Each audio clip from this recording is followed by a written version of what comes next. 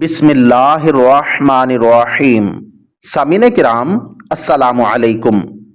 کیا حضرت امیر معاویہ رضی اللہ تعالیٰ عنہ کی فضیلت میں کوئی صحیح احادیث مبارکہ نہیں ہے؟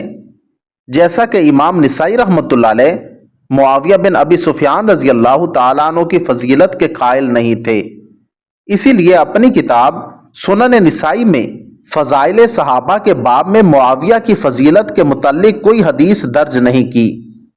صحابہ کرام کے تعلق سے دو طرح کے فضائل قرآن و حدیث میں مذکور ہیں۔ پہلے نمبر پر صحابہ کے عمومی فضائل ہیں۔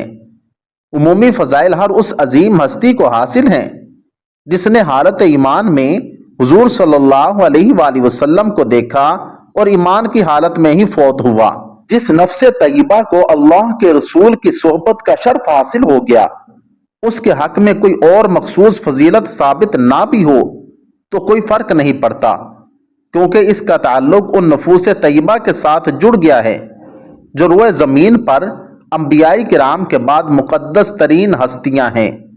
یہ وہ جماعت ہے جس کے ہر فرد کے لیے اللہ رب العزت نے جنت کا وعدہ کر رکھا ہے۔ وَكُلًّا وَعَدَ اللَّهُ الْحُسْنَى، ترجمہ، اور ان سب سے اللہ تعالیٰ نے اچھی جزا کا وعدہ کیا ہے۔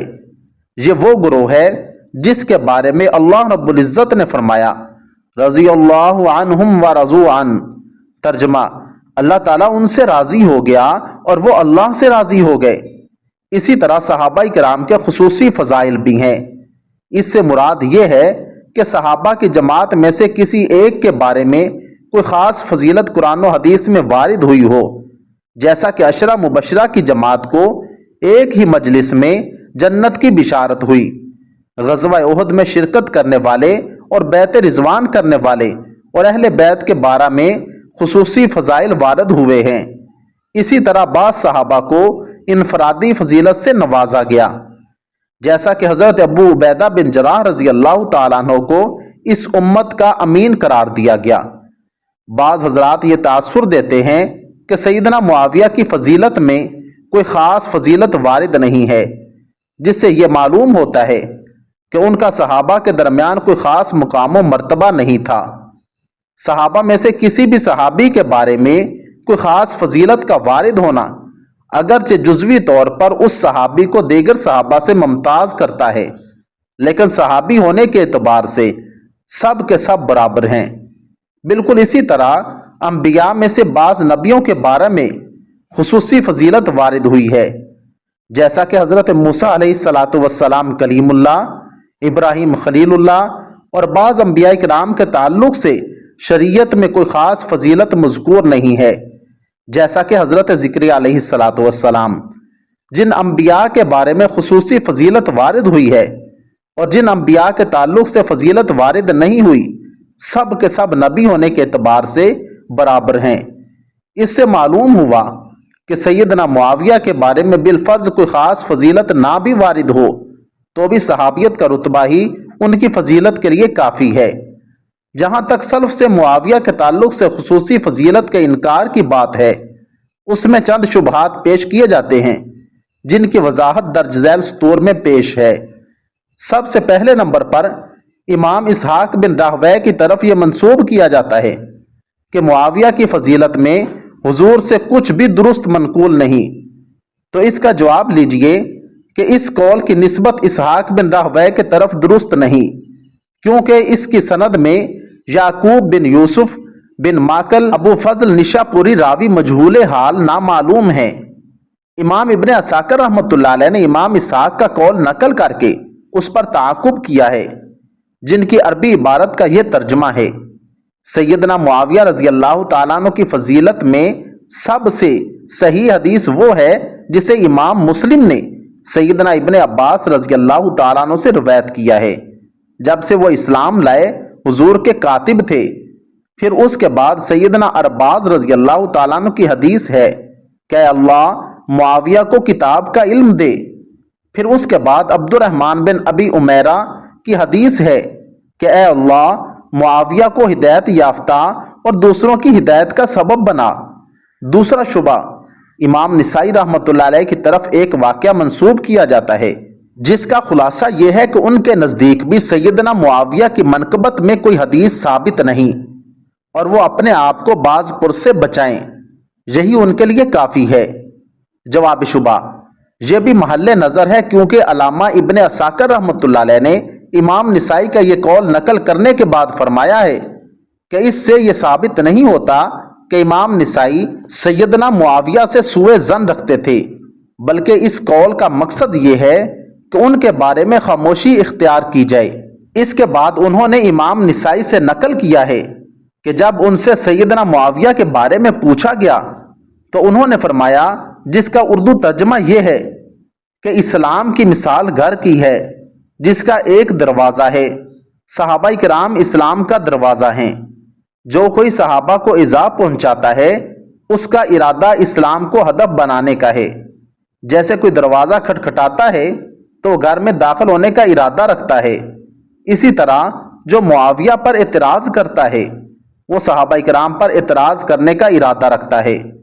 تیسرا شبہ، کہا جاتا ہے کہ امام بخاری نے الجامع الصحیح میں فضائل صحابہ کے ضمن میں فرمایا ہے باب ذکر معاویہ، جس سے بعض حضرات یہ تاثر دیتے ہیں کہ سیدنا معاویہ کے مناقب میں ان کے نزدیک اگر کوئی حدیث صحیح ہوتی تو اس کا ذکر کرتے اور دیگر ابواب کی طرح باب مناقب معاویہ یا باب فضائل معاویہ باب ذکر کرتے۔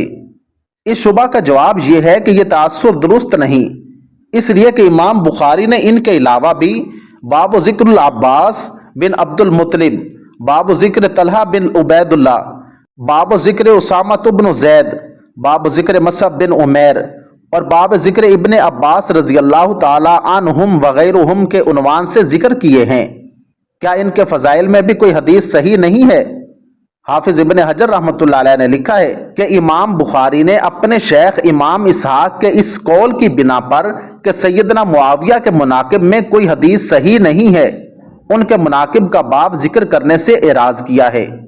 حالانکہ امام بخاری اپنی کتاب الجامع الصحیح میں معاویہ کی فضیلت کے تعلق سے حدیث لے کر آئے ہیں، جس کا ترجمہ یہ ہے کہ میری امت کا پہلا لشکر جو دریا کے راستے جہاد کرے گا اس پر جنت واجب ہو گئی ہے، اور حافظ ابن حجر نے ہی نقل کیا ہے کہ اس حدیث میں سیدنا معاویہ کی منقبت ہے، کیونکہ انہوں نے ہی سب سے پہلے بحری جہاد کیا ہے۔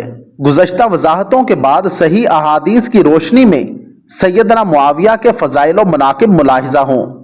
سیدنا معاویہ نے اللہ کے راستے میں پہلے بحری بیڑے کی کمان کی ذمہ داری سنبھالی۔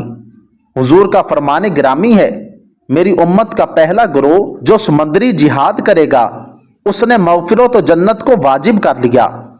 حافظ ابن حجر رحمۃ اللہ علیہ فرماتے ہیں نبی کریم صلی اللہ علیہ وآلہ وسلم کے فرمان واجب کر لیا ہے سے مراد ہے کہ انہوں نے وہ کار خیر سر انجام دیا جس کی بنا پر ان کے لیے جنت واجب ہو گئی۔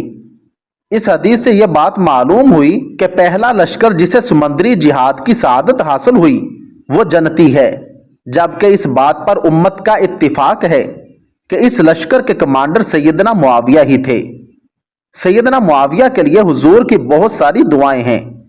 سیدنا عبد الرحمن بن ابی عمیرہ فرماتے ہیں نبی کریم صلی اللہ علیہ وآلہ وسلم نے سیدنا معاویہ رضی اللہ تعالیٰ عنہ کے بارے میں فرمایا اللہم اجعلہ ہادیا مہدیا واہد بہ ولا تعذبہ۔ ترجمہ، اے اللہ تو ان کو ہدایت دے اور ہدایت یافتہ بنا دے اور ان کے ذریعے انسانیت کو ہدایت دے، انہیں عذاب سے بچا۔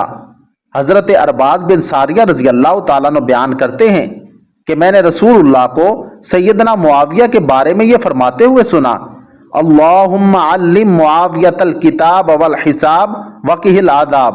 ترجمہ، اے اللہ معاویہ کو قرآن کریم کی تفسیر اور حساب سکھا دے اور عذاب سے بچا لے۔ سیدنا امیر معاویہ کو کاتب وحی ہونے کا بھی اعزاز و شرف حاصل تھا۔ امام بہقی رحمۃ اللہ علیہ نے بسند صحیح ابن عباس سے نقل کیا ہے کانا یکتب الوحی۔ ترجمہ، سیدنا معاویہ رضی اللہ تعالیٰ عنہ وحی کے کاتب تھے۔ سیدنا امیر معاویہ کو رسول اللہ صلی اللہ علیہ وآلہ وسلم نے اپنی زندگی میں ہی مسلمانوں کی عمارت کی خوشخبری دی اور اس میں پیش آنے والی مشکلات کے بارے میں اطلاع فرمائی تھی۔ सैयदना मुआविया एक बार रसूलुल्लाह को वुजू करवा रहे थे तो हुजूर ने 1 या 2 मरतबा सर ऊपर उठाकर फरमाया, ए मुआविया, अगर तुम्हें अमीर बना दिया जाए तो अल्लाह से डरते रहना और अदल करना। सैयदना अमीर मुआविया रज़ी अल्लाह ताला अन्हु फरमाते हैं कि जब से मैंने आप सल्लल्लाहु अलैहि वसल्लम से यह सुना तो मैं समझता था कि मैं इस खिलाफत व इमारत के अमल में आजमाया जाऊंगा।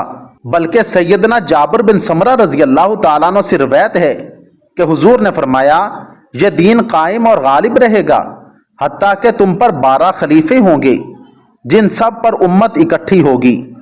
खिलाफत राशिदा की मुद्दत रसूलुल्लाह सल्लल्लाहु अलैहि वसल्लम ने 30 साल बयान की है, जो सैयदना हसन रज़ी अल्लाह ताला अन्हु की खिलाफत पर मुकम्मल हो जाती है। इसके बाद आप सल्लल्लाहु अलैहि वसल्लम ने फरमाया कि मुलूकियत का दौर होगा जिसकी इब्तिदा सैयदना मुआविया रज़ी अल्लाह ताला अन्हु से होती है।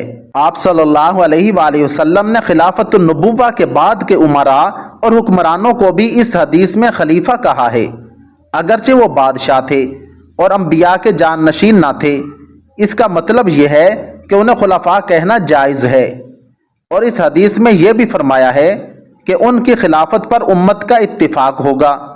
इन तमाम हदीसों से सैयदना मुआविया की सहाबा के माबैन खुसूसी फजीलत और उनका मुकाम व मर्तबा रोज़े रोशन की तरह वाजे हो जाता है। इन हदीसों का इनकार एक वाजे और खुली हकीकत का इनकार है जिसकी जुर्रत एक अक्लमंद इंसान नहीं कर सकता। और इससे भी बढ़कर सैयदना मुआविया को शर्फ़े सोहबत हासिल है जिससे बढ़कर इस उम्मत में कोई फजीलत और मनकबत नहीं है। इसी तरह सल्फ़ सालिहीन के अकायद की किताबों में हज़रत मुआविया के फ़ज़ाइल के बारे में खुसूसी अबवाब चैप्टर्स कायम किए गए हैं। बतौर मिसाल इमाम अबू बकर मुहम्मद बिन अल हुसैन अल आजरी ने अपनी मायानाज बासनद किताब अश-शरिया में हज़रत मुआविया रज़ी अल्लाह ताला अन्हु के फ़ज़ाइल और मुनाकिब पर पूरे 10 उन्वानात कायम किए हैं। हज़रत रबी बिन नाफिर रहमतुल्लाह अलैह फरमाते हैं, मुआविया असहाबे रसूल सल्लल्लाहु अलैहि वसल्लम का एक पर्दा है। जब कोई शख्स इस पर्दे को खोल देगा तो उसके पीछे के लोगों पर उसकी जुर्रतें बढ़ जाएंगी, यानी उसकी ज़ुबान दीगर सहाबा के खिलाफ भी दराज हो जाएगी। अजीम मुहद्दिस और जाहिद इमाम अब्दुल्ला बिन मुबारक रहमतुल्लाह अलैह फरमाते हैं, मुआविया हमारे नज़दीक अदालत सहाबा के बारे में लोगों के अकायद को आजमाने का पैमाना है। चुनाचे जो मुआविया पर गलत निगाह डालेगा हम उसे तमाम सहाबा इकराम के बारे में गलत राय रखने वाला तसव्वुर करेंगे। इसके अलावा भी सल्फ़ सालिहीन से इस किस्म के बहुत सारे अक़वाल मिलते हैं। अल्लाह ताला हमें सहाबा व अहले बैत से सच्चे दिल से मोहब्बत करने की तौफीक अता फरमाए। आमीन सुम्मा आमीन।